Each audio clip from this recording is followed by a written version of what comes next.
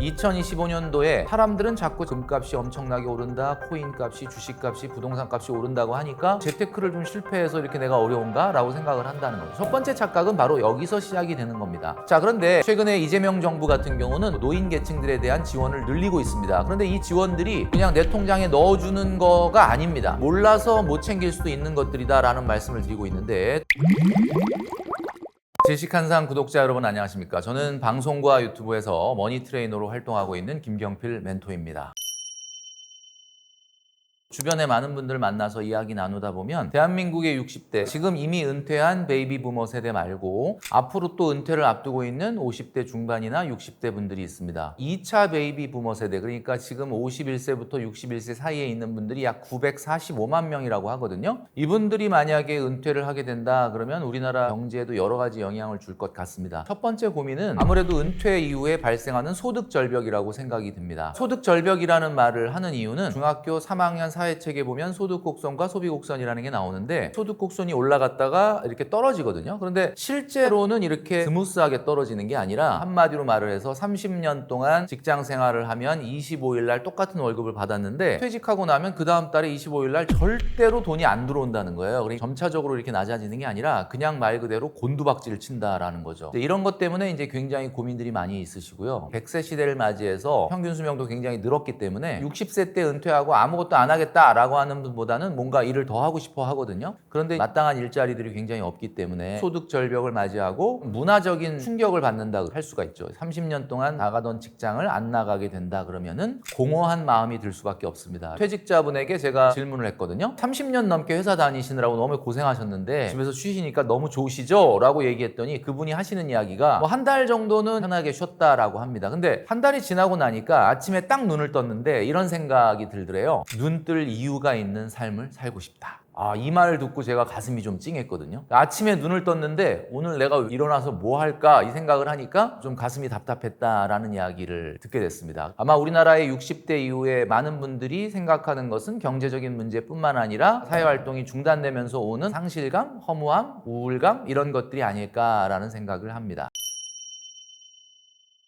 최근에 이재명 정부 같은 경우는 더 적극적으로 복지 예산을 늘리면서 사회 취약층이라든지 노인 계층들에 대한 지원을 늘리고 있습니다. 그런데 이 지원들이 가만히 있어도 그냥 내 통장에 넣어주는 거가 아닙니다. 여러분들이 기초연금처럼 챙기셔야 된다라는 거죠. 대표적으로 장년수당이라는 게 있을 수 있습니다. 2026년부터 시범적으로 도입이 되고요. 내년에 전국적으로 확대될 예정인데요. 중위소득 100% 이하의 경우에 지급이 됩니다. 이 장년수당이라고 하는 거는 10세에 은퇴하시고 나서 국민연금 탈 때까지 중간적인 소득 공백이라든가 이런 것들을 메울 수 있도록 지원을 하는 것을 얘기하는데요. 좀 전에 중위소득 100% 이하라고 말씀드렸는데 재산 기준도 있습니다. 2억 9천만 원 이하, 자동차는 3,500만 원 이하를 타게 되면은 해당이 된다. 2026년도를 기준으로 한다면 1인 가구는 월 256만 원 이하, 2인 가구는 419만 원 이하기만 하시면 신청하실 수 있으니까 잘 챙겨 놓으실 필요가 있겠다. 자, 그다음에 두 번째, 모든 사람에게 적용되는 건 아니겠지만 임플란트라고 하는 게 이제 장년층이 되면 굉장히 많이 하게 됩니다. 보통 임플란트 한 개 평균 비용이 아무리 싸게 해도 100에서 150만 원 정도 한다라고 하는데 부담을 주게 되는 거죠. 고령층 같은 경우는 치아의 상실률이 높아지기 때문에 씹는 기능이 저하됩니다. 씹는 기능이 저하되면 음식 맛이 없어지고, 음식 맛이 없어지면 음식을 옛날만큼 맛있게 많이 먹지 못하기 때문에 영양 불균형으로 건강이 악화될 수밖에 없습니다. 그래서 이재명 정부 같은 경우는 임플란트의 건강보험을 확대하기로 결정을 했습니다. 수백만 원 정도 되던 임플란트 비용이 굉장히 절감될 수 있다는 거예요. 기존 2개에서 4개까지로 건강보험의 적용을 확대했고요. 60세부터 보험 적용이 시작되는데, 예를 들면 임플란트 4개를 했다 그러면 480만 원에서 500만 원 정도가 들었는데 이제는 한 200만 원 수준 정도로 절감이 된다라고 말씀드릴 수 있는 겁니다. 그리고 국민건강보험에서 간병비가 적용이 되기 시작을 합니다. 간병비로 파산하는 위험이 요즘 많이 늘어나고 있다 하는데, 하루에 간병비가 아무리 낮게 잡아도 8만 원, 한 달이면 240만 원 정도가 들어간다고 합니다. 치매 증증 환자가 굉장히 증가하고 있고 수명이 증가하고 있기 때문에 장기 입원과 돌봄 수요가 폭발하고 있습니다. 간병은 개인과 가족의 문제를 넘어서서 이제는 국가적인 차원의 대비가 필요할 수밖에 없는데요. 지원 내용 같은 경우는 요양병원 간병비를 이제부터 건강보험을 적용을 해서 본인 부담을 한 30% 수준 정도로 하는 것이 추진이 됩니다. 한 달에 간병비가 240만 원 정도 들었다라고 하면 이제 앞으로는 100만 원 수준으로 낮아진다 볼 수가 있는 거죠. 여러분들이 몰라서 못 챙길 수도 있는 것들이다라는 말씀 말씀을 드리고 있는데, 또 하나는 60대부터 70대까지는 건강한 분들이 일을 하고 싶어 합니다. 우리나라가 노인 빈곤율이 최고 수준인 이유는 퇴직 이후에 사회활동을 안 하기 때문인데요. 정부 같은 경우는 공익형 사회 서비스형 일자리를 140만 개 정도를 만들어서 노인들에게 맞춤 일자리를 제공하려고 합니다. 주민센터, 복지관, 그리고 복지로라고 하는 사이트, 그리고 정부24 온라인 포털에서도 검색을 하실 수가 있습니다. 그리고 보건복지 상담센터라든지 또 한국노인 인력개발원 같은 홈페이지에서도 상담을 하실 수가 있습니다. 노인 맞춤 일자리라고 하는 것은 높은 소득은 아니지만 사회활동으로 소득도 벌고 건강 활력을 증진할 수 있는 굉장히 좋은 기회가 될 수도 있죠. 공익형 같은 경우는 월 27만 원 내외, 전문형 같은 경우는 월 60에서 100만 원 정도의 소득을 올릴 수도 있다라고 볼 수 있습니다. 자, 그리고 올해부터 추진되는 것 중에 하나가 기초연금의 부부 감액이 폐지가 됩니다. 우리나라에는 기초연금 제도라는 게 있습니다. 1인 가구가 228만 원 소득 이하인 경우에 기초연금이 지급이 되죠. 국가에서 지원해 주는 거지만 나는 상위 30% 안에 들어서 안 받고 싶어 라고 하는 분들이 많습니다. 내가 자산이나 소득이 많아서 상위 30% 안에 들어서 이걸 안 받는다면 뭐 좋은 거라고 볼 수도 있겠죠. 그렇지만 대다수의 분들 같은 경우는 이 기초연금이라고 하는 거를 받아서 생활의 안정을 이루기도 합니다. 자, 그런데 내가 챙겨서 신청을 해야만 받을 수 있는 겁니다. 입만 딱 벌리면 밥숟가락을 내 입에다 떠넣어서 넣어주는 건 아니에요. 받아내야 될 건 받아내야 됩니다. 부부 같은 경우에 기초연금을 받게 되면 서로 20%씩 감액이 됐었는데 감액률을 15%로 낮추고 27년부터는 10%로 낮추고 2030년에는 완전 폐지를 하는 것을 목표로 한다. 같이 부부가 산다는 이유만으로 기초연금이 깎인다라는 것은 너무 좀 불합리하다라는 의견들이 있었기 때문에 기초연금 부부 감액 폐지가 점진적으로 시작된다라고 볼 수가 있는 거죠.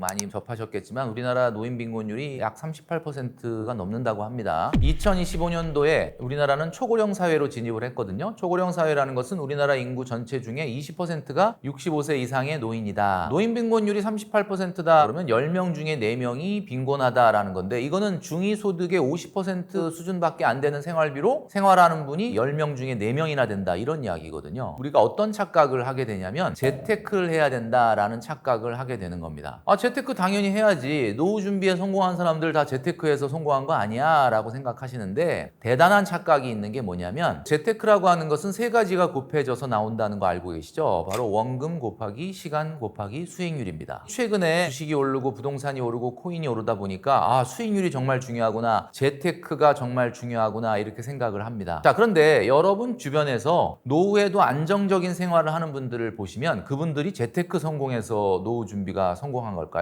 노후에 안정적인 생활을 하는 분들을 보면은 재테크도 성공한 경우가 많이 있습니다. 그런데 재테크가 성공해서 노후 준비가 된 거는 아니라는 거죠. 결국 무슨 얘기냐면 노후 준비 안에서 재테크라고 하는 것은 아주 일부분에 불과한데, 사람들은 자꾸 착각을 하는 게 최근에 뭐 금값이 엄청나게 오른다, 코인 값이, 주식 값이, 부동산 값이 오른다고 하니까 재테크를 좀 실패해서 이렇게 내가 어려운가? 라고 생각을 한다는 거죠. 첫 번째 착각은 바로 여기서 시작이 되는 겁니다. 중요한 거는 결국 원금 곱하기 시간 곱하기 수익률에서 가장 중요한 건 수익률이 아닙니다. 3년 동안에 나스닥이 202%가 올랐고요. 금은 236%가 올랐고요. 비트코인은 최근에 떨어졌는데도 400%가 올랐습니다. 그러니까 이거 안 하고 내가 노후 준비 어떻게 하겠냐, 내가 이걸 못 해가지고 노후 준비가 안 된 거다라고 생각하지만, 실제로 여러분 나스닥에 돈을 투자하는 분 중에 얼마나 투자하는 분을 보셨습니까? 1억, 2억, 3억 이렇게 투자한 분 보셨어요? 없진 않겠지만 대부분은 500만 원, 1000만 원입니다. 결국은 원금이 중요한 것이지 수익률이 중요한 것이 아니다라는 이야기죠. 여러분들이 노후 준비가 제대로 안 됐던 이유는 재테크를 못했기 때문에, 재테크에 실패했기 때문에, 수익률을 못 따라갔기 때문이 아니라 일찍부터 이 원금이라고 하는, 그리고 시간이라고 하는 부분에 대해서 투자를 하지 못했던 부분이 많다라는 겁니다. 이런 게 있겠죠. 우리나라는 엄청난 사교육비가 문제가 되고 있는데, 지금도 내 노후 준비는 팽개치고 자녀 스펙을 높여야 된다고 생각하면서 엄청난 사교육비를 쏟아붓는 분들이 많습니다. 자, 우리 자녀들의 스펙을 올려주기 위해서 나는 사교육비를 쏟아붓는다. 이게 맞는 말일까? 자녀들이 결혼할 때 5가지 스펙을 본다고 합니다. 직업, 연봉, 학벌, 외모, 집안 환경, 이렇게 5가지를 본다고 하는데, 직업, 연봉, 학벌 이거 안 볼 수는 없겠죠. 어떤 일을 하는지, 어느 정도 돈을 버는지 이런 것 때문에 당연히 봅니다. 외모라고 하는 거는 뭐 개인적인 성향에 따라서 보고, 마지막에 있는 게 집안 환경이거든요. 집안 환경이라는 게 뭘까요? 부모님의 노후 준비 여부가 5가지 스펙 중에 하나다 이런 뜻입니다. 직업도 훌륭하고 연봉도 훌륭하고 학벌, 외모도 다 뛰어나지만 부모님이 노후 준비가 안 돼 있다? 그러면 일단 제낍니다. 과도하게 자녀 스펙을 위해서 사교육에 돈을 쏟아붓게 되면은 부모의 노후 준비가 안 되면서 우리 자녀들의 5가지 스펙 중에 한 가지를 확실하게 날려버리게 된다라는 이야기죠. 자녀의 교육에 신경을 안 쓸 수는 없습니다. 그렇지만 경쟁력을 올려주는 교육이 돼야지 경제력을 지원해주는 교육이 돼서는 안 된다. 무조건 돈을 주게 됐을 때 아이는 경제력은 늘어날지 모르지만 경쟁력이 떨어집니다. 최근 같은 경우는 너무 어려서부터 엄청난 지원을 해줘서 스스로는 아무것도 할 줄 모르는, 한마디로 경쟁력이 굉장히 약한 자녀들이 많이 보입니다. 그래서 정말로 중요한 거는 물고기를 줄 것이 아니라 물고기를 잡는 법을 가르쳐줘야 된다라는 말처럼 자녀의 경쟁력을 키워주는 것이 더 우선이다라고 말씀드리고 싶습니다. 노후에 필요한 생활비는 여러분들의 현재 생활비에 답이 있습니다. 일단 안정된 노후라는 말에 안정이 의미하는 게 무엇인지 한번 알아보도록 하겠습니다. 3가지가 불변해야지 안정입니다. 첫 번째는 주거가 불변이어야 됩니다. 지금 집 하나밖에 없는데 이 집을 팔고 조금 시골로 내려가서 살면 어떨까? 대단한 착각인 것이 안정된 노후다라고 하는 것은 살고 있던 곳에서 거주하는 것을 의미합니다. 그래서 팔아서 현금화하지 않더라도 내가 그 거주를 그대로 유지하면서 노후 생활을 보내야 되는 거죠. 두 번째 불변은 바로 소비의 불변입니다. 이 세상에 어떤 사람도 자기가 쓰던 돈에서 갑자기 적은 돈을 쓰게 되면 불행할 수밖에 없습니다. 그러니까 내가 노후에도 지금의 생활 수준, 소비 수준을 그대로 유지해야 된다라는 거죠. 세 번째는 바로 자산의 불변입니다. 우리가 보통 주택연금이라는 걸 통해서 거주하는 집에 살면서도 노후 생활비를 빌려서 사용할 수 있는 방법이 있습니다. 그렇지만 대한민국 사람들은 주택연금을 그렇게 좋아하지 않거든요. 왜 이렇게 인기가 없나 봤더니 주택연금이라고 하는 것은 이름은 연금인데 내 집을 담보로 대출을 받아 생활비를 쓰고 생활비에 대한 부분을 내가 사후에 정산하는 그런 시스템입니다. 내가 내 집에서 살고 있다는 건 좋지만 뭔가 내 집의 벽돌을 한 장씩 한 장씩 빼서 쓰는 듯한 느낌? 내 통장에 돈이 조금씩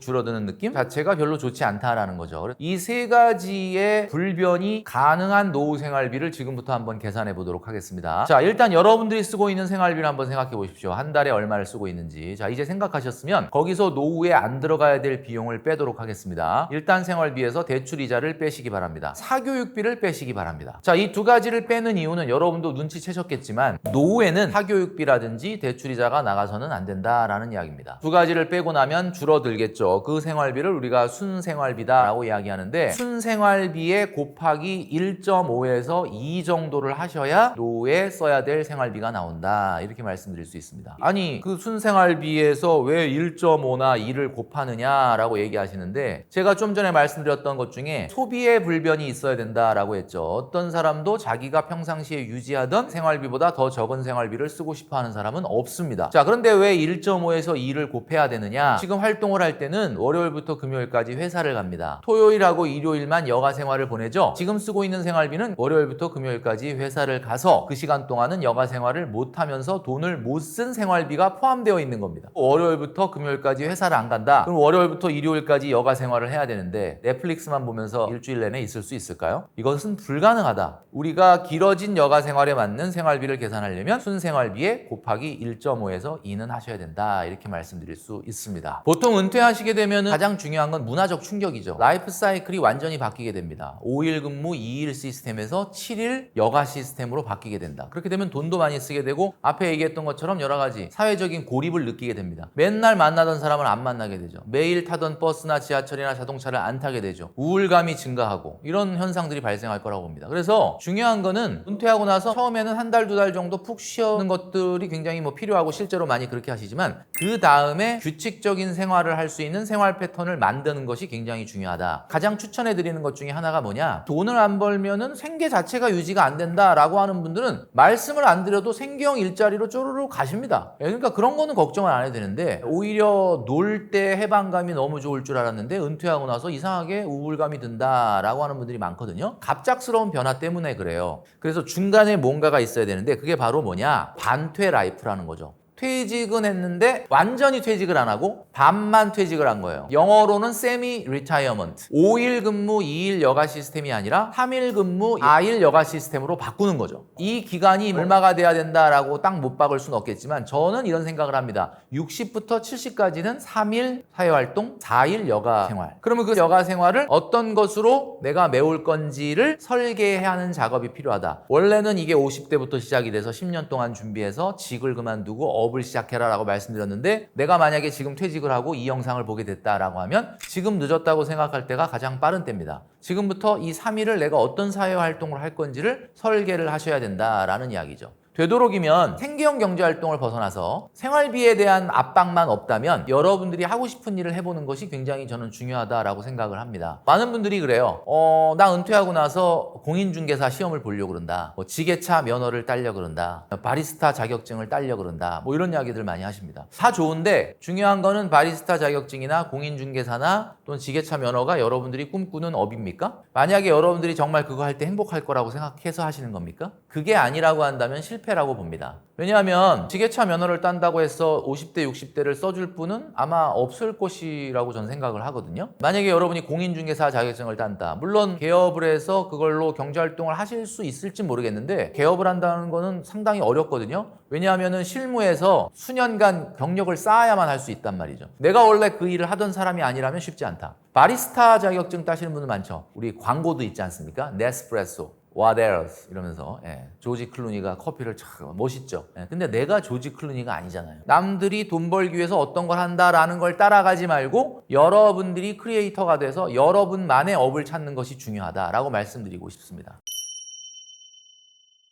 기사에 보면은 일하는 고령층이 700만 명을 돌파했다고 이야기합니다. 50대부터 두 번째 생존 경쟁의 시대가 열린다 이런 이야기를 했죠. 지금 아마 이 영상을 보시는 분들 중에 60대도 있으시고 50대도 있으실 것 같은데 노후 준비의 골든타임을 50대 그러니까 퇴직 10년 전으로 보고 있습니다. 우리가 인생을 살면서 두 가지 일을 하게 되는데 하나는 직, 하나는 업을 하게 됩니다. 합쳐서 직업이라고 하죠. 현재 직업이 뭡니까? 라고 물어보면 나는 어느 회사의 부장이야. 나 어느 회사의 임원이야. 나는 공무원인데 지금 몇 년째 근무하고 있어. 이렇게 얘기하신다. 직업이 아니라 직을 얘기하는 겁니다. 직이라고 하는 것은 굉장히 안정적이죠. 모든 것이 불확실한데 오로지 확실한 게 있다 그러면 이번 달, 다음 달에 계속 나오게 될 월급. 그러니까 직이라고 하는 것은 굉장히 안정적이고 좋은 거예요. 근데 문제는 직에 너무 오랫동안 노출되어 있는 분들. 단점이 뭐냐면 생존력이 떨어진다라는 겁니다. 경제력과 생활력 그리고 생존력이라는 게 있는데 경제력이라는 건 이런 거죠. 내가 대기업을 다닌다. 남들보다 나는 월급이 많으니까 경제력이 있다고 볼 수가 있죠. 근데 문제는 그 사람이 60세에 은퇴하고 나서 아무것도 할 줄 아는 게 없다. 내가 왕년에 은행 시험장까지 했는데 내가 왕년에 임원까지 했는데 내가 옛날에 이런 정도까지 했는데 택배 일을 어떻게 하냐 아르바이트를 어떻게 하느냐 이런 이야기를 한다면 사실은 잘못된 거다. 중소기업을 다녔다 하더라도 그 일 말고도 내가 나중에 퇴직하고 나서 어떤 일이든 할 수 있다. 이게 바로 생존력입니다.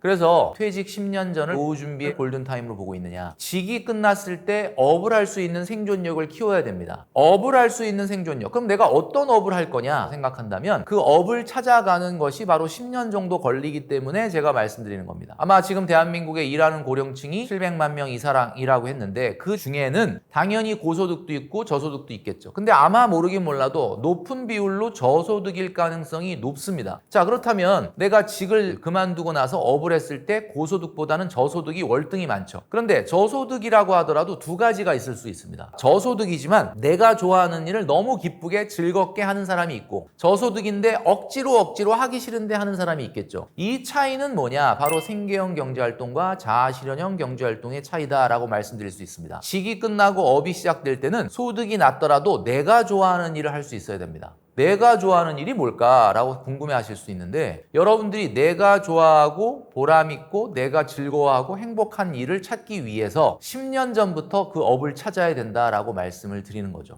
결국 노인 맞춤 일자리라든지 사회 공공형, 공익형 일자리 이런 거 다 좋긴 한데 중요한 건 그게 나랑 맞을지 안 맞을지는 모르는 거 아니겠습니까? 내가 일을 안 하면 생계가 안 된다라고 해서 일을 나가는 사람과 일을 안 해도 크게 문제는 없지만 나는 사회활동을 위해서 하는 거야 라고 하는 것은 굉장히 큰 차이가 날 수 있다. 그래서 60대 분들이 바로 은퇴 생활로 들어가는 분들은 요즘 거의 없기 때문에 50대부터 여러분들이 직이 끝났을 때 어떤 업을 시작할 것인지에 대해서 철저하게 준비하시는 준비하시는 것이 필요하다 이렇게 말씀드릴 수 있는 겁니다. 어렸을 때 꿈이 있었고 하고 싶었던 일이 있었을 겁니다. 그런데 하고 싶었던 일을 나이 먹어서까지 계속하는 사람은 100명 중에 한두 명 있을까 말까입니다. 그러니까 여러분들은 아마 여러분들이 하고 있는 일, 여태까지 해왔던 일이 여러분 어렸을 때부터 평생 꿈꾸고 좋아하고 정말 행복한 일을 한다기보다는 어쩔 수 없이 생계를 위해서 이 직을 유지했을 수 있다. 자, 그렇다면 두 번째 인생인 업에서는 소득이 낮더라도 내가 정말 좋아하는 일을 해봐라 라고 말씀드렸는데, 그럼 내가 좋아하는 일이 뭔지를 어떻게 찾느냐 이야기하실 수 있겠죠. 아침에 딱 눈을 떴는데 거길 가고 싶다,